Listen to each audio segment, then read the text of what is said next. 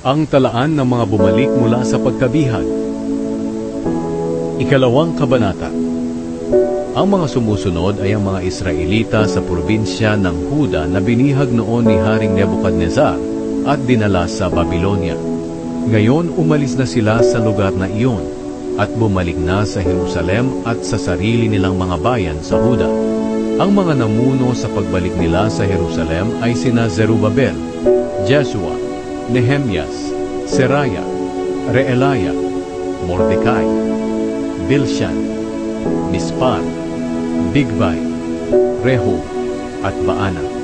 Ito ang talaan ng mga mamamayan ng Israel na bumalik mula sa pagkabihan. Mga angkan ni Paros, 2,172.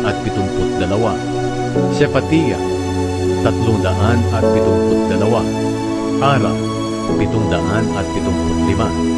Pahat-Moab, mula sa mga pamilya ni Jesua at Joab, 2,812.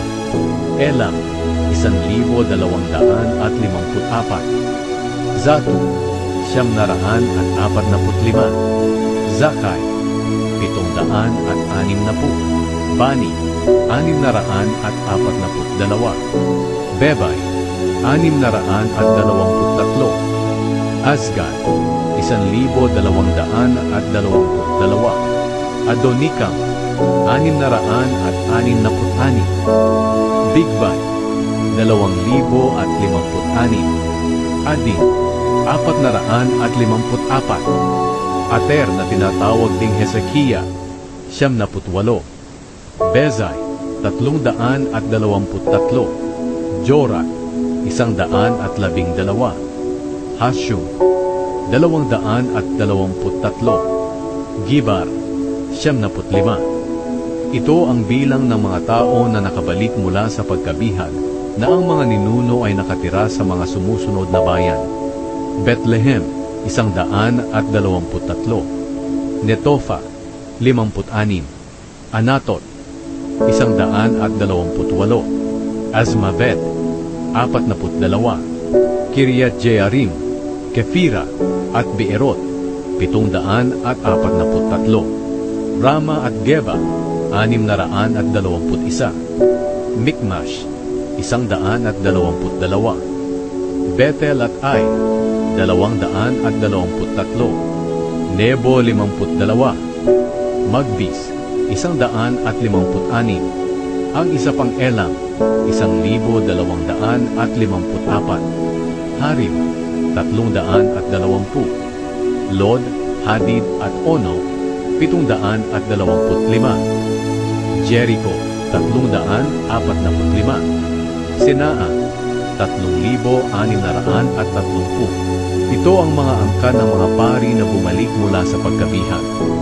Mga angkan ni Jedaiah mula sa pamilya ni Jeshua, 973. Imer, 1,052. Pashur, 1,247.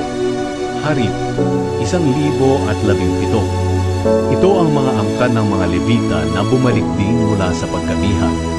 Mga angkan ni Jeshua at Kadmiel mula sa pamilya ni Hodaviah, 74. Mga awit sa templo na mula sa angkan ni Asa, 128. Mga gwardya ng pintuan ng templo na mula sa angkan ni Shalom, Ater, Talmon, Akub, Hatita, at Shobay, 139.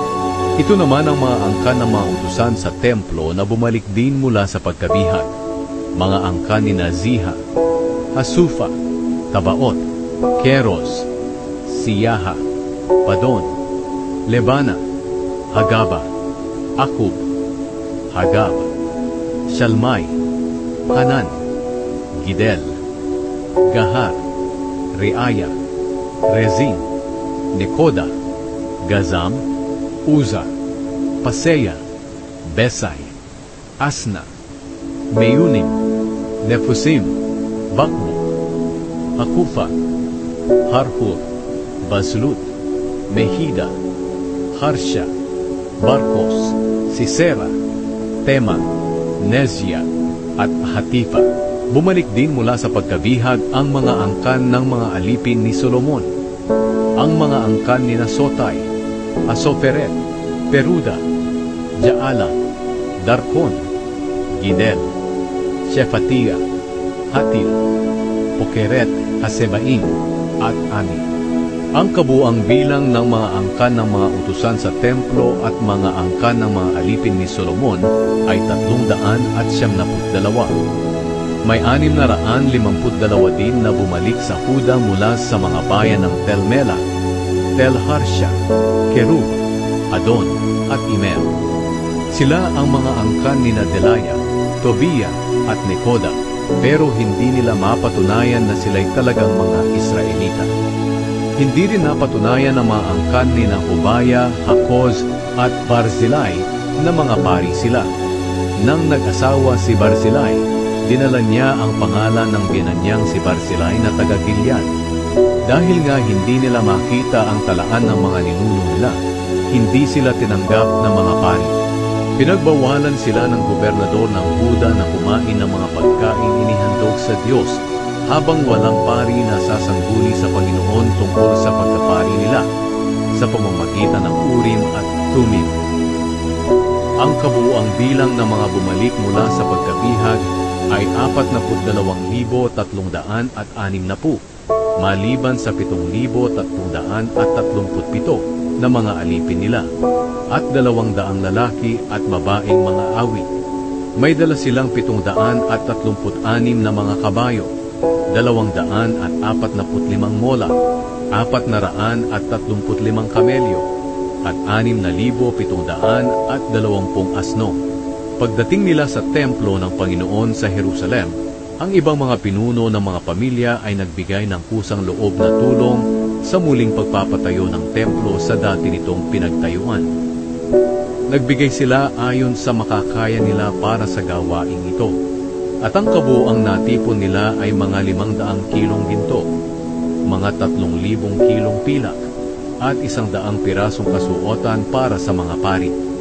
Ang bawat isa sa kanila ay bumalik sa kani-kanilang bayan, pati na ang mga pari, ang mga Levita, ang mga mang-aawit, ang mga gwardya ng mga pintuan ng templo, at ang mga utusan sa templo.